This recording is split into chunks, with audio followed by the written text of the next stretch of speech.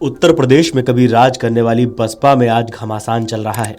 रविवार को बसपा सुप्रीमो मायावती ने बड़ा फैसला सुनाया। उन्होंने भतीजे आकाश आनंद को पार्टी के सभी पदों से हटा दिया। आकाश के ससुर अशोक सिद्धार्थ के निष्कासन के बाद उनका यह दूसरा बड़ा फैसला है। वहीं आकाश के भाई आनंद कुमार और रामजी गौतम को बड़ी जिम्मेदारी दी। दोनों को नेशनल कोऑर्डिनेटर बनाया गया है। इस मौके पर मायावती ने कहा कि अब मेरे जिंदा रहने तक कोई उत्तराधिकारी नहीं होगा। पार्टी और मूवमेंट के हित में रिश्ते नातों का कोई महत्व नहीं है। बसपा सुप्रीमो ने कहा कि अब मैंने खुद भी यह फैसला लिया है कि मेरे जीते जी व मेरी आखिरी सांस तक भी अब पार्टी में मेरा कोई भी उत्तराधिकारी नहीं होगा। जिस फैसले का पार्टी के लोगों ने दिल से स्वागत किया, उन्होंने कहा कि मेरे लिए पार्टी व मूवमेंट पहले है। भाई बहन व उनके बच्चे तथा अन्य रिश्ते नाते आदि सभी बाद में आते हैं। मायावती ने कहा, मैं ये भी अवगत कराना चाहती हूं कि वर्तमान में बदले हुए हालात में पार्टी व मूवमेंट के हित में अब इन्होंने अपने बच्चों का रिश्ता भी गैर राजनीतिक परिवार के साथ ही जोड़ने का फैसला लिया है, ताकि अशोक सिद्धार्थ की तरह अब आगे कभी भी अपनी पार्टी को किसी भी प्रकार से कोई नुकसान आदि ना हो सके। मायावती ने कहा कि अशोक सिद्धार्थ को, जो आनंद कुमार के ससुर भी हैं, उसे अब पार्टी व मूवमेंट के हित में पार्टी से निकालकर बाहर किया है, जिसने उत्तर प्रदेश सहित पूरे देश में पार्टी को दो गुटों में बांटकर इसे कमजोर करने का घिनौना काम किया, जो कतई बर्दाश्त करने लायक नहीं है। ये सब उनकी लड़के की शादी में देखने के लिए मिला है।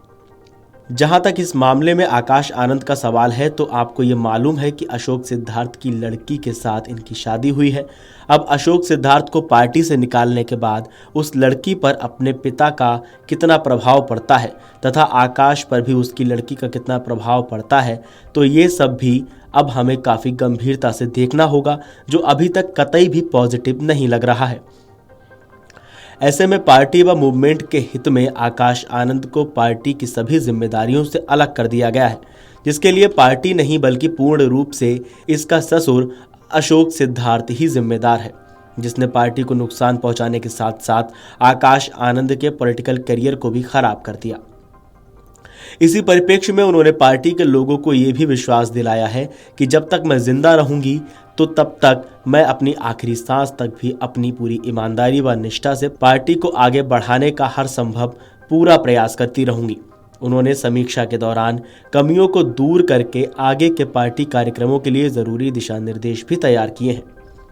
बसपा सुप्रीमो ने मिल्कीपुर विधानसभा उपचुनाव नहीं लड़ने के फैसले के बावजूद समाजवादी पार्टी की हार का उल्लेख करते हुए कहा कि अब इसके लिए सपा किसको जिम्मेदार ठहराएगी, क्योंकि पिछले उपचुनाव में पार्टी की हार के लिए सपा ने बसपा को जिम्मेदार ठहराने का मिथ्या प्रचार किया था, जबकि कुल मिलाकर सपा और भाजपा एक ही सिक्के के दो पहलू हैं और भाजपा व अन्य जातिवादी पार्टियों को केवल अंबेडकरवादी नीति व सिद्धांत वाली बसपा ही पराजित कर सकती है। ये बात पूरे देश के सर्व समाज के लोगों को जरूर समझनी चाहिए। पूरे विवाद पर आपका क्या कहना है, आपको क्या लगता है, हमें कमेंट करके बताइए और देखते रहिए अमर उजाला। अगर आप ये वीडियो YouTube पर देख रहे हैं तो हमारे चैनल को सब्सक्राइब कर बेल आइकन दबाएं और Facebook पर देख रहे हैं तो हमारे पेज को लाइक करें।